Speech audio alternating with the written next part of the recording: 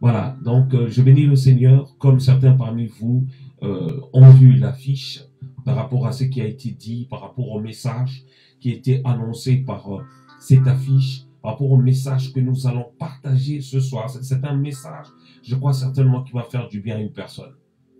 Comme le mardi dernier, nous avions commencé un message sur les privilèges que nous avons en Jésus-Christ. Les privilèges que nous avons en Jésus-Christ. Alléluia.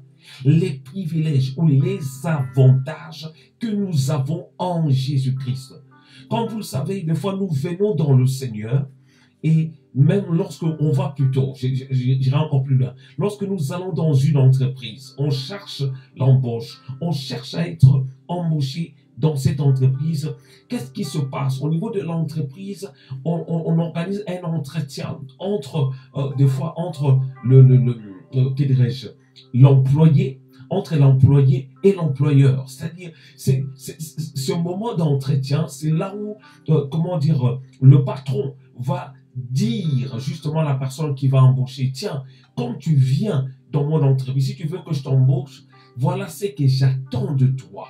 Voilà ce que j'attends de toi. C'est-à-dire, le patron voit déjà son intérêt derrière tes compétences. Alléluia. Le patron voit déjà son intérêt plutôt derrière tes compétences. C'est-à-dire, tout ce que toi, tu dois apporter au sein de l'entreprise. On ne peut pas embaucher un maçon à la place d'un électricien. C'est-à-dire, si dans une entreprise, on a besoin d'un électricien, on va embaucher quelqu'un qui maîtrise la chose par rapport à l'électricité. Alléluia. Donc c'est alors que pendant l'entretien, c'est-à-dire l'employé plutôt et l'employeur vont parler et l'employé va chercher aussi à comprendre qu'est-ce qu'il va gagner et vice-versa. L'employé et l'employeur travaillent pour leur intérêt. Ils ont des avantages. Lorsqu'il veut t'embaucher, comme patron, il doit chercher à comprendre qu'est-ce qu'il peut gagner de toi. Et toi également, lorsque tu vas dans une entreprise, on cherche souvent à connaître combien on va gagner en venant au Seigneur. Alléluia. En venant, en se lançant justement dans cette entreprise. Alléluia. Les privilèges que nous avons en Jésus-Christ. Les privilèges, les avantages que nous avons en Jésus-Christ. Nous allons, comme nous avons fait la fois dernière, essayer de définir un peu c'est quoi un privilège. Le privilège est un nom masculin. C'est un droit, avantage particulier ou commun. Alléluia. C'est-à-dire, quand on parle des privilèges, on voit justement les avantages, des choses à gagner, des choses qu'on peut avoir après avoir effectué quelque chose, après avoir effectuer un travail. C'est comme dans une entreprise. Lorsqu'il y a quelqu'un qui travaille dans une entreprise, la personne attend un salaire, quelque chose qu'il va gagner après avoir effectué un travail, après avoir effectué un service. Alléluia. Donc lorsqu'on parle des privilèges que nous avons en Christ, on nous parle des avantages que nous gagnons, que nous obtenons lorsque nous venons dans le Seigneur. Des choses, permettez-moi, des choses que nous allons gagner, des choses que nous pouvons gagner en venant dans le Seigneur. Alléluia. Excusez-moi.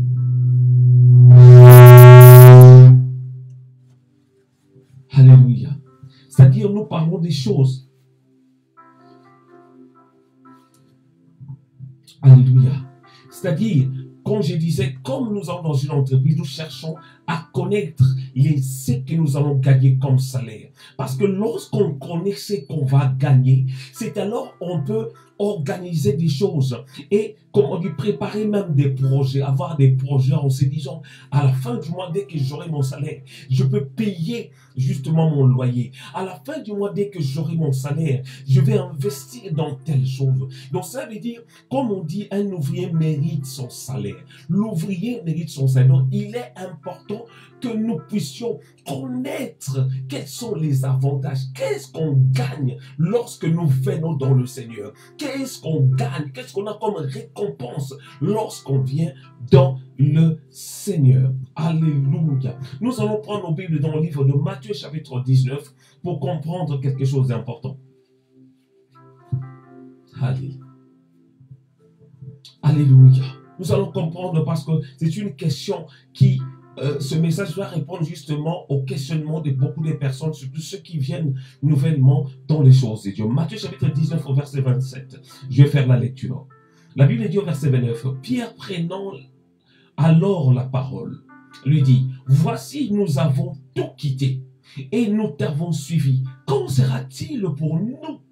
Verset 28, Jésus leur répondit, je vous le dis en vérité, quand le Fils de l'homme au renouvellement de toutes choses sera assis sur le trône de sa gloire, vous qui m'avez suivi, vous serez de même assis sur 12 trônes. Et vous jugerez les 12 tribus d'Israël. Verset 29. Et quiconque aura quitté à cause de mon nom ses frères, ou ses sœurs, ou son père, ou sa mère, ou sa femme, ou ses enfants, ou ses terres, ou ses maisons, recevra le centuple et héritera la vie éternelle. Alléluia. Alléluia. Là, c'était justement une préoccupation des apôtres également. Ceux qui nous ont précédés dans la foi, les disciples de Jésus, se sont posés aussi les mêmes questions que certaines personnes se posent aujourd'hui. Je viens dans le Seigneur, qu'est-ce que j'ai à gagner? Vous m'avez dit d'abandonner le monde, d'abandonner la prostitution. Qu'est-ce que moi je peux gagner en venant dans le Seigneur? Bien-aimé, je veux te dire tout simplement ce soir que tu n'as pas commis une erreur. Le fait d'abandonner le monde pour le Seigneur. De la même manière, ces personnes qui s'adressent, surtout Pierre, qui s'adressait à Jésus, c'était quelqu'un qui était adulte, parce que la Bible nous parle plus tard de sa belle-mère qui était malade, c'est-à-dire Pierre était marié, il avait des responsabilités, mais un jour, quelqu'un était venu le rencontrer pour dire, Pierre, viens, je ferai de toi un pêcheur d'hommes. Cela veut dire que cet homme, il avait abandonné son métier. Il pratiquait la pêche pour nourrir sa famille, pour subvenir aux besoins de sa famille. Mais à cause de Jésus, cet homme, il avait abandonné tout ça. C'est alors que dans ce livre, dans Matthieu chapitre 19, là où cet homme s'est posé des questions, il a dit, non, c'est vrai, j'ai trop réfléchi. Là, c'est moi qui réfléchis. C'est vrai, j'ai trop réfléchi. C'est vrai, je me suis battu. Je n'arrête pas de suivre. Peut-être mes voisins même commencent à se moquer de moi. Pierre, toi qui nourrissais de ta famille avec la pêche, maintenant comment tu vas faire pour subvenir aux besoins de ta famille? Là, c'est moi qui réfléchis à la place de Pierre. Alléluia. Mais ces jours-là, Pierre, il a dit, voici le moment favorable pour que je puisse poser cette question au Maître. Seigneur, nous avons tout abandonné. Nous avons abandonné nos familles. Nous avons abandonné nos femmes. Nous avons abandonné nos métiers pour te suivre. Qu'aurons-nous en retour? Qu'est-ce que nous allons gagner? Et le Seigneur leur a parlé justement au verset 29 que j'aime bien. Et quiconque aura quitté à cause de mon nom. Alléluia. Quiconque aura quitté à cause de mon nom. J'ai abandonné le monde. À cause, je ne sais pas qu'est-ce que toi tu as abandonné. Moi, j'ai abandonné le monde. J'ai abandonné la fornication. Moi, j'ai abandonné plein de choses. Alléluia. Toi aussi, peut-être tu as abandonné beaucoup de choses que tu pratiquais avant. Tu as pris la décision de les laisser pour suivre Jésus. Mais là, Jésus te répond ce soir. Et quiconque aura quitté à cause de mon nom, ses frères ou ses enfants, combien de personnes sont séparées avec leur famille seulement parce qu'ils ont accepté Jésus-Christ dans leur vie. Beaucoup de familles, des parents ont abandonné leurs enfants, tout simplement parce que ces enfants ont embrassé la foi chrétienne, parce que ces enfants ont accepté Jésus-Christ dans leur vie. Je viens aujourd'hui te répondre que tu n'as rien perdu. Tu n'as rien perdu parce que le Seigneur a répondu à cette question aussi à ses disciples. Alléluia. Quiconque a abandonné, alléluia, quiconque aura quitté à cause de mon, à cause du nom de Jésus, alléluia, ses frères ou ses sœurs, ou son père, ou sa mère, ou sa femme, ou ses enfants, ou ses terres, ou ses maisons, recevra le centuple et héritera la vie éternelle. Alléluia. C'est là où on voit justement d'où nous avons tiré notre thème. C'est par rapport à la récompense. C'est par rapport au privilège que nous aurons. Bien, mais ce message a pour but pour faire à un enfant de Dieu que tu n'as rien perdu le fait de venir au Seigneur. Je viens de te dire, ma soeur, toi qui viens nouvellement d'embrasser justement ce chemin de la vie, tu n'as rien perdu. On peut te dire, voilà, tu as perdu peut-être la maison, comme le témoignage d'une sœur que j'ai suivie, la sœur Dorcas de B1, celle qui présente ta grandeur. J'ai suivi son témoignage. Qu'elle était bien, elle était, comme on appelle en portugais, segunda mulher. Donc, c'est-à-dire, elle était la deuxième femme d'un certain monsieur. Mais cette dame, un jour, elle a compris la parole. Elle a dit, oui, c'est vrai, je suis bien avec ce monsieur. On n'a jamais eu de problème avec ce monsieur. Je suis heureuse tel que je suis. Mais s'est rendu compte que ce n'était pas son mari parce que cet homme appartenait à une autre femme. Et un jour, la sœur Dorcas a pris la décision justement de pouvoir abandonner la maison qu'elle avait, la voiture, les biens qu'elle avait par ces messieurs. Elle l'a abandonné pour le Christ. Oh, j'étais content de voir le mariage de ma sœur Dorcas. Sur Internet, j'ai vu les photos lorsqu'elle s'était mariée. Je dis, wow, la sœur Dorcas de l'émission Ta Grandeur s'est mariée. Dieu lui a accordé maintenant son mari et elle est heureuse.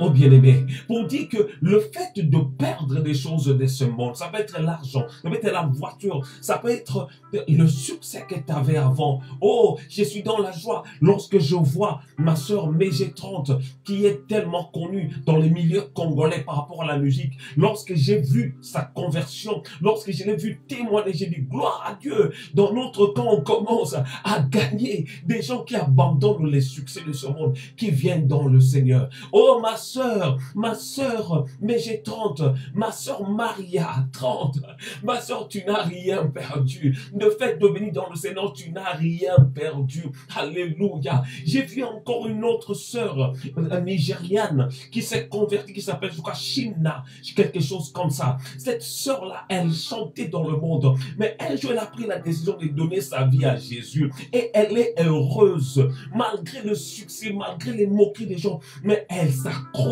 aux choses de Dieu. Tu n'as rien perdu. C'est la raison pour laquelle Jésus-Christ a dit dans sa parole là, la Bible dit, même si tu as abandonné, tu as laissé tout pour Jésus, la Bible dit, cette personne recevra le centuple. Tu recevras plus. Souvenons-nous de l'histoire de cet homme Job qui avait tout perdu parce qu'il était dépouillé par le diable. Il avait perdu ses biens, il avait perdu même ses enfants, mais comme c'était pour la bonne cause, tout simplement parce que le Seigneur voulait démontrer à l'ennemi, le diable, que Job me resterait fidèle, peu importe les circonstances, il va rester fidèle. Et cet homme, il avait reçu une récompense. Oh bien-aimé, je viens interpeller une personne pour dire que bien-aimé, ne regrette pas ce que tu as perdu dans le monde à cause de Jésus. Ne regrette pas cela. C'était des plaisirs de peu de temps, même si tu as perdu. Mais sache que Dieu a une récompense parce qu'il a dit, cette personne recevra le centuple et héritera la vie éternelle. Alléluia. Gloire à Dieu. Gloire à Dieu. C'est ce que je voulais faire comprendre à une personne. Pour nous faire comprendre que cet enseignement sert aussi, ce message plutôt s'adresse premièrement à un nouveau-né dans le Seigneur afin qu'il sache qu'est-ce qu'il gagne dans la vie chrétienne. Ce message s'adresse à cette personne qui vient d'accepter Jésus dans sa vie, afin que cette personne sache qu'est-ce que tu gagnes en venant. C'est la raison pour laquelle une personne avait saisi, une personne appelée Paul, avant il s'appelait Saul, il avait compris, il a dit, alléluia, tout ce que j'avais avant, je l'ai regardé comme de la boue, afin de gagner Christ. Il avait le renom. Il avait le renom, voire même c'est lui qu'on avait délégué pour aller arrêter justement les disciples, des gens qui avaient cru plutôt en Jésus-Christ. Il avait le renom, étant qu'un juif, étant qu'un pharisien qui connaissait la parole de Dieu. Il ne se comportait pas comme n'importe qui. C'était quelqu'un de valeur, selon le monde, selon les pharisiens. Mais un jour, cet homme m'a dit, tout ce que j'ai gagné avant, je le regardais comme de la boue. Enfin de gagner le Christ. Il a compris, avoir le Christ, c'est quelque chose de précieux, plus grand que les choses de ce monde. Alléluia. Et cet enseignement sert aussi de rappel à celui qui est déjà dans le Seigneur depuis un moment.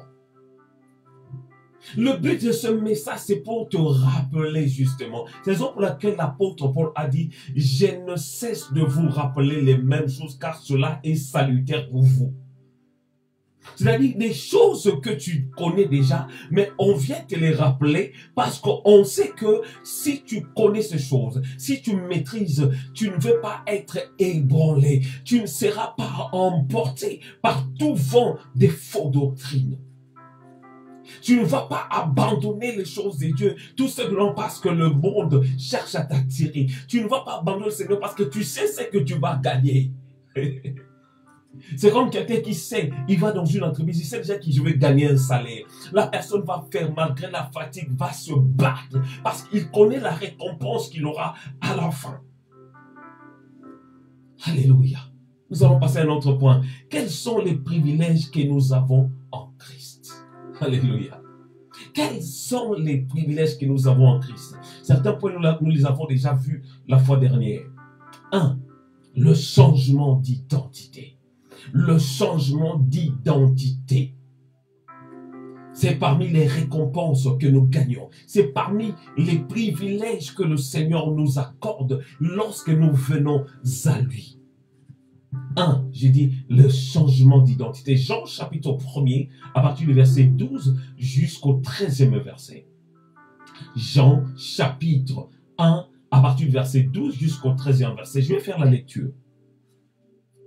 Jean chapitre 1, verset 12 à 13. Mais à tous ceux qui l'ont reçu, à ceux qui croient en son nom, elle a donné le pouvoir de devenir enfants de Dieu.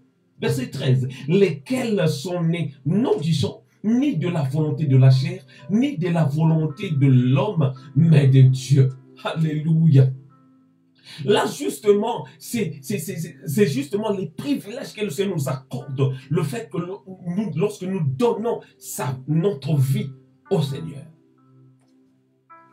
La Bible dit à ceux qui l'ont reçu, à ceux qui croient en son nom, il leur a donné le pouvoir de devenir enfants de Dieu.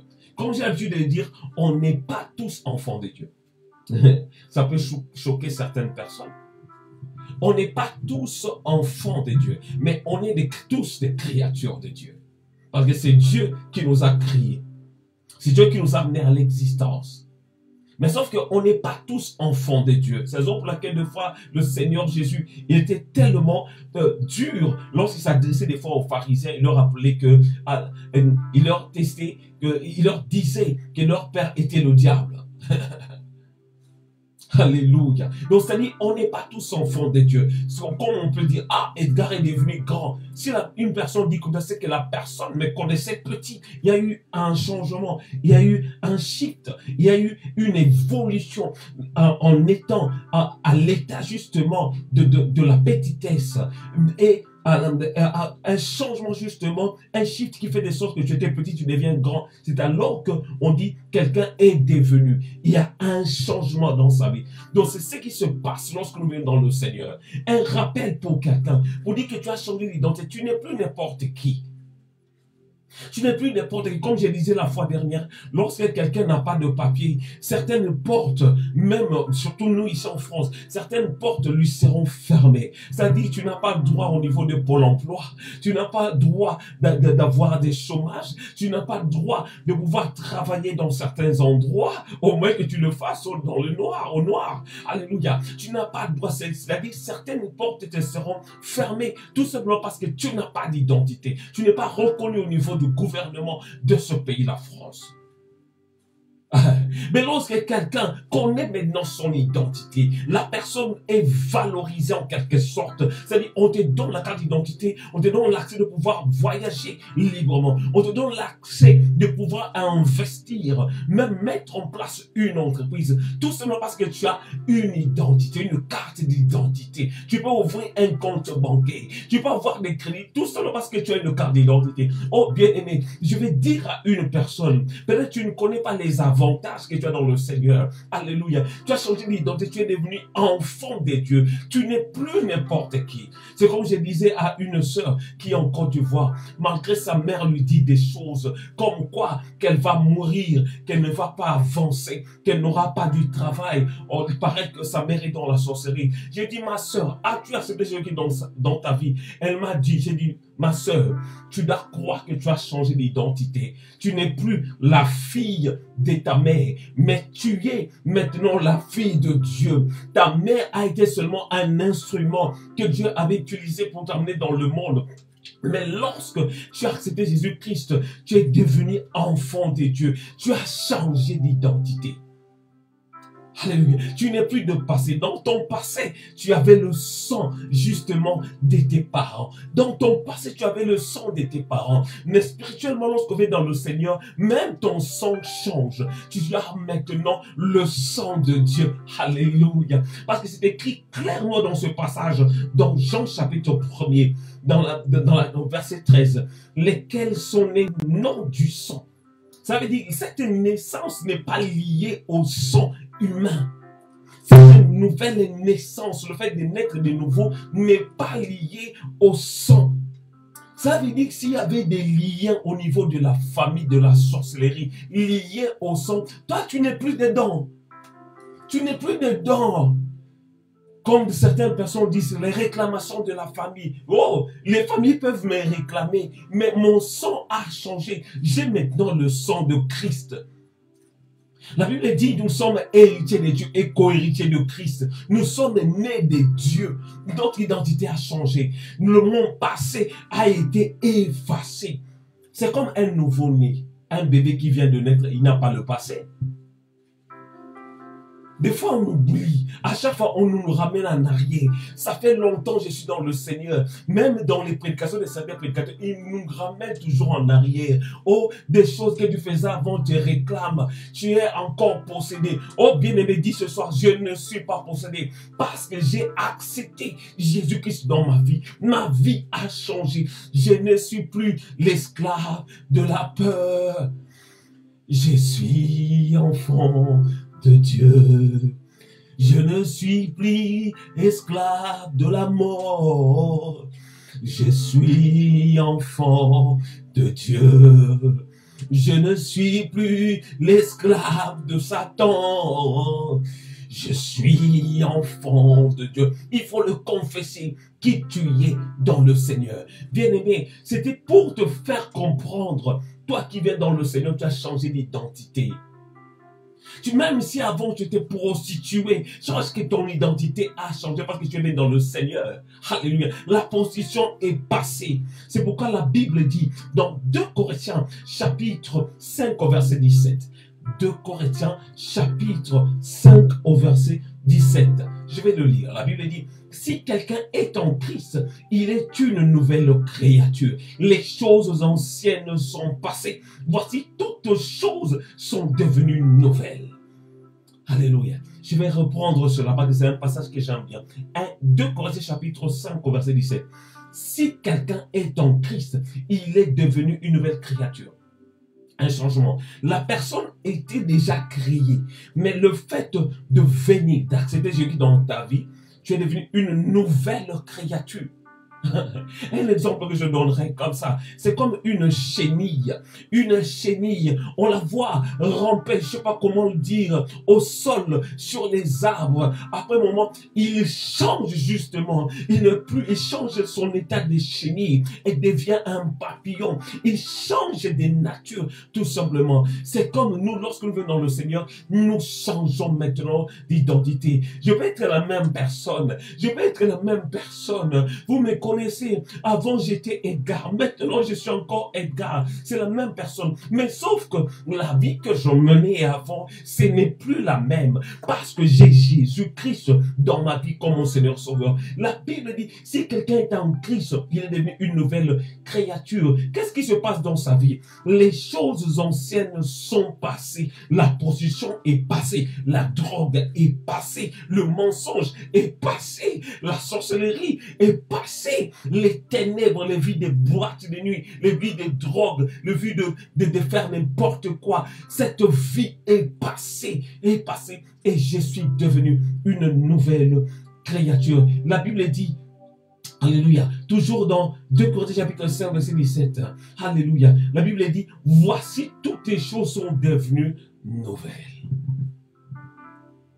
Oh bien-aimé, oh prédicateur, arrêtons toujours de nous ramener des choses, des condamnations, que l'esprit des condamnations te suit à chaque fois, ramener des gens dans la condamnation, l'esprit des condamnations te suit. Tu es comme bien-aimé, il est important, même si ces esprits te réclament, que tu commences, il est important que tu commences à déclarer, à confesser ce que tu es. Parce que tu n'es plus n'importe qui, tu n'es plus n'importe qui. Tu n'es plus esclave de la mort. Alléluia. Alléluia. Gloire au Seigneur. Nous allons voir le deuxième point. Après, nous allons clôturer. Le deuxième point. Premier point que nous avons vu, c'est quoi? C'est parmi les... Quels sont... C'était une question. Quels sont les privilèges que nous avons en Christ? Le premier point que nous avons vu, un des privilèges, c'est le changement d'identité. Donc, c'est-à-dire, nous n'avons plus la même identité en venant dans le Seigneur. Le deuxième point, un des privilèges, un autre privilège que nous avons en venant dans le Seigneur. Deuxième point, c'est la protection divine. Alléluia. La protection divine. La protection divine. Nous allons voir ça dans le livre de Jean, chapitre 10, à partir du verset 22 jusqu'au verset 29. Jean, chapitre 10, à partir du verset 22 jusqu'au verset 29. Je vais faire la lecture. La Bible dit, dans ce passage, on célébrait à Jérusalem la fête de la dédicace. C'était l'hiver. Verset 23. Et Jésus se promenait dans le temple, sous le portique de Salomon. Verset 24. Les Juifs l'entourèrent et lui dirent, jusqu'à quand tiendras-tu notre esprit en suspens? Si tu es le Christ, dis-le-nous franchement. Verset 25. Jésus leur répondit, je vous l'ai dit, Alléluia. Et vous ne croyez pas. Les œuvres que je fais au nom de mon Père rendent témoignage de moi. Verset 26. Mais vous ne croyez pas parce que vous n'êtes pas de mes brebis. Alléluia. Verset 27. Mes brebis entendent ma voix, je les connais et elles me suivent. Verset 28. Je leur donne la vie éternelle et elles ne périront jamais. Verset 28, je reprends ça encore, à partir du verset 27 plutôt. Mes brebis entendent ma voix. Les brebis de qui? De Jésus. Les brebis du Seigneur. Mes brebis entendent ma voix. Je les connais et elles me suivent. Verset 28, je leur donne la vie éternelle et elles ne périront jamais. La protection divine. C'est-à-dire, ils ne vont jamais périr, tout simplement parce qu'elles sont les brebis du Seigneur et elles entendent la voix du Seigneur. Elles entendent les instructions, justement, de leur maître. Elles ne périront jamais. Alléluia. Tout simplement parce qu'elles sont les brebis du Seigneur. Et la Bible dit, et personne ne les ravira de ma main. Personne ne ravira le brebis du Seigneur. Tout simplement parce que ces brebis entendent la voix du Seigneur et suivent le Seigneur. C'est alors que personne ne peut les ravir. Tout simplement parce que ces brebis sont entre les mains du Seigneur.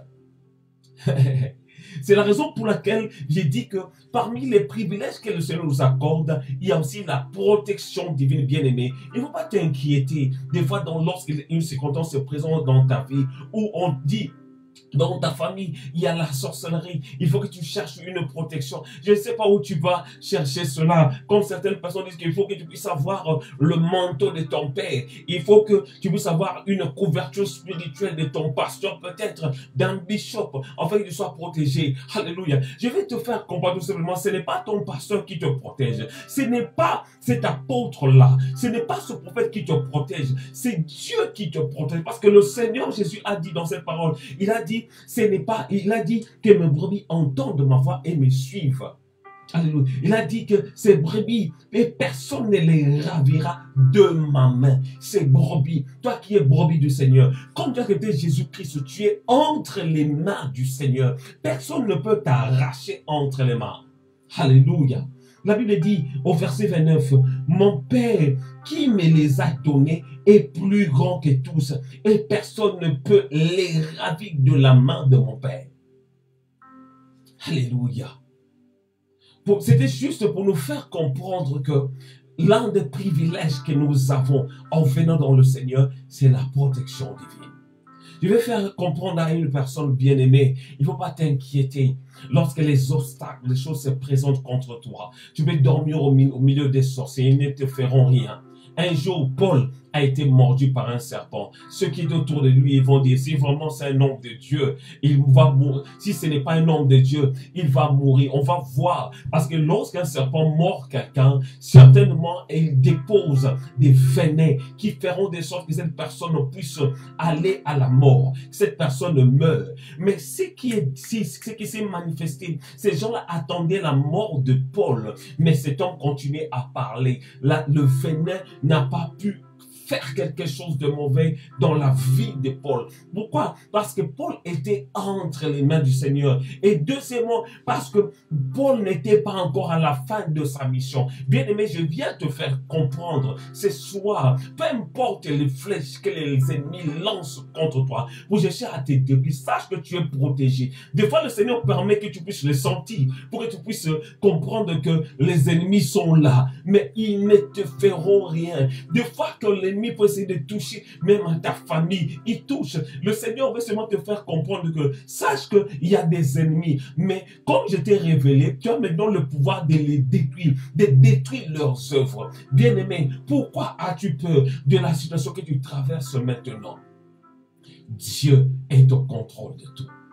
Dieu te garde et te protège, ne t'inquiète pas. Je voulais juste dire à une personne ce soir, nous avons des privilèges en venant dans le Seigneur. Le Seigneur a fait de sorte que nous puissions écouter ce message. Nous allons continuer cela le dimanche prochain. Les privilèges que nous avons en Jésus-Christ. Parmi ces privilèges, nous avons vu les changements d'identité. Tu as changé d'identité, tu n'es plus la même personne. Comme je disais avant, ce message concerne ceux qui viennent nouvellement dans le Seigneur, qui viennent de donner leur vie à Dieu. Et c'est aussi pour d'autres un rappel tout simplement pour te faire comprendre, bien-aimé, que tu dois te souvenir de tous ces privilèges que le Seigneur t'accorde. Et le deuxième point que nous avons vu, c'est la protection divine.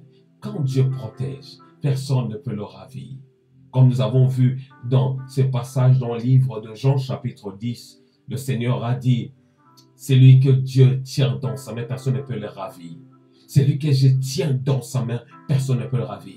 Bien-aimé, j'aimerais que tu puisses prier et confesser justement, déclarer des paroles sur toi, sur ta vie. Commence à proclamer, déclarer, prophétiser sur toi-même, sur ce que tu es, sur ce que Dieu a fait dans ta vie. Lève ta voix, commence à prier. Seigneur, je viens ce soir te prier. Je viens ce soir, Seigneur, te rendre grâce pour ce que tu as fait de moi. Pour ce que tu as fait par rapport, Seigneur, au Dieu des armées, à Manoli Fouala. Par rapport à ce que tu as fait dans la vie de ma soeur Grace Balembo. Par rapport à ce que tu as fait, Seigneur, mon Dieu, mon roi, dans la vie de mon frère Kili Tamboué, Seigneur Kankou. Dans ce que tu as fait dans la vie, Seigneur, mon Dieu, de Laetitia Kongolo, oh Dieu de grâce. Par rapport à ce que tu as fait dans la vie d'évangéliste Emmanuel, Seigneur. Par rapport à ce que tu as fait, Seigneur, oh mon Dieu, moi, dans la vie de ma sœur, Rachel Pony, Seigneur. Merci, Seigneur, oh Dieu de grâce, pour ce que tu as fait dans la vie de mon frère, TG Arnold, Seigneur. Oh Dieu, merci par rapport à ce que tu as fait dans la vie, Seigneur, mon Dieu, de ma sœur Tabitha Bonyoko, oh Dieu de grâce. Je ne peux que te dire merci, parce que tu as fait de nous tes enfants. Tu as fait de nous tes enfants. Nous ne sommes plus n'importe qui, parce que tu nous as rachetés par le sang précieux, oh Dieu. Merci, parce que Seigneur, oh Dieu, tu as changé notre identité. Que la gloire revienne à toi seul. Alléluia. Bien, mais maintenant, nous allons prier, justement pour déclarer par rapport à notre vie, que l'ennemi ne peut jamais nous ravir. Tu vas commencer à déclarer des paroles par rapport à ta vie. Commencer à dire que la sorcellerie n'entrera pas dans ta famille. Tu vas dire que l'échec ne rentrera pas dans ta famille. Tout simplement parce que tu es sous la protection de Dieu. Même si dans ton travail, on détruit, on ne veut pas que tu puisses monter. Même si la sorcellerie est là, la magie est là, l'envoûtement est là, que le Seigneur va te protéger. Tu vas commencer à déclarer des paroles, à confesser par rapport à ta vie, en se disant que telle chose de mauvais ne m'atteindra pas, n'atteindra pas ma famille. Commence à prier là où tu es. Seigneur, je déclare au nom de Jésus que la sorcellerie n'a aucun pouvoir dans ma famille. Je déclare que la magie n'a aucun pouvoir dans ma famille. Je déclare, Seigneur, oh Dieu, que le monde ténébreux ne peut, Seigneur, oh Dieu, les amener régner dans ma famille. Toutes les œuvres de l'ennemi de sorcellerie ne prendront jamais place dans ma vie. Au nom de Jésus, ni dans ma famille, aucune personne ne mourra de la sorcellerie. Aucune personne ne mourra, Seigneur, des œuvres mauvaises. Aucune personne ne sera empoisonnée. Aucune personne ne mourra par des maladies bizarres. Parce que la protection de Dieu est sur moi et sur ma famille. Comme la Bible dit, crois au Seigneur Jésus et tu seras sauvé, toi et ta famille. Je le confesse, Seigneur, oh Dieu, ce soir, que ceux qui me suivent, ceux qui se sont donné ce temps pour pouvoir m'écouter, Seigneur, oh Dieu, ils sont sous la protection divine et personne ne peut le ravir. Oh Dieu, le travail de ma sœur, Seigneur, mon Dieu, ira de l'avant. Les études de ma sœur ira de l'avant. Seigneur, oh Dieu, les projets de tes enfants iront de l'avant. Personne ne pourra empêcher que tes promesses se réalisent dans notre vie. Que la gloire revienne à toi seul, dans le nom de Jésus. Alléluia. Bien-aimé, maintenant je vais prier pour une personne qui me suit à cet instant. Je ne connais pas ton problème. Je ne sais pas ce que tu traverses en ce moment. Mets seulement ta main sur ta poitrine. Moi, je vais prier pour toi. Alléluia. Seigneur, je viens te prier ce soir en faveur d'une personne qui me suit à cet instant. Cette personne qui s'est donné son temps pour pouvoir m'écouter. Je n'étais qu'un simple instrument. La prière, que tu puisses répondre à sa prière. Que tu puisses la visiter, oh Dieu, au nom de Jésus. Toi qui nous connais nos pensées, la Bible dit que tu sondes tout. Tu connais même, Seigneur, avant que nous te le demandons, Seigneur. La Bible dit, demandez et vous recevrez afin que votre joie soit parfaite. Seigneur, je viens demander en faveur de toutes ces personnes qui ont besoin de quelque chose, ceux qui ont besoin que leur situation administrative change, Seigneur, oh Dieu, que cela change au nom de Jésus. Ceux qui veulent, Seigneur, au Dieu des armées, être bénis, Seigneur, par les mariages, être bénis, Seigneur, dans le ministère, qu'ils puissent prospérer dans tous les plans, Seigneur, au nom de Jésus. Ceux qui cherchent l'emploi, Seigneur, qu'ils puissent les trouver au nom de Jésus. Ceux qui cherchent, Seigneur, mon Dieu, la fécondité, pour pouvoir avoir des enfants, qu'ils puissent les avoir au nom puissant de Jésus. Oh, merci pour la guérison, Seigneur Dieu, que tu accordes à cet instant à ces personnes qui me suivent attentivement et que la gloire revienne à toi seul au nom de Jésus. Amen. Amen. Je bénis le Seigneur, vraiment pour toutes les personnes qui étaient disposées pour pouvoir écouter la parole de Dieu. Et j'ai été béni de vous voir si nombreux en suivant ce message. Vraiment que Dieu vous bénisse. Et nous allons nous revoir ce dimanche matin à 8h. À 8h pile, nous allons continuer notre message. C'est un séminaire, donc c'est-à-dire il y a plusieurs choses à voir là-dessus. Vraiment, ma prière est que le Seigneur puisse vous bénir et qu'il vous fasse du bien. Et nous allons nous revoir prochainement dans la présence du Seigneur. C'était votre serviteur, l'évangéliste Edgar Kongolo, et à très bientôt.